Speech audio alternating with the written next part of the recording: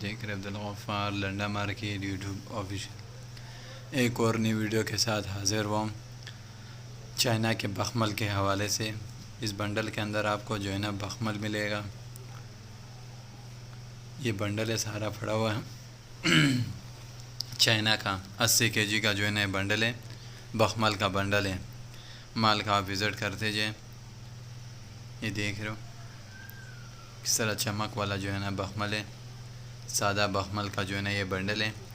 और इसका कट बता दूं आपको कि 2 से 15 तक और ज़्यादा से ज़्यादा 18-20 तक भी कट हो सकता है। इसके अंदर 2 से 15 तक इसका कट है, लेकिन 15 से 20 तक भी इसका कट हो जाएगा। सादा बखमल चमक वाला जो है ना ये बखमल है। चाइना का 80 केजी का जो है ना ये बंडल है।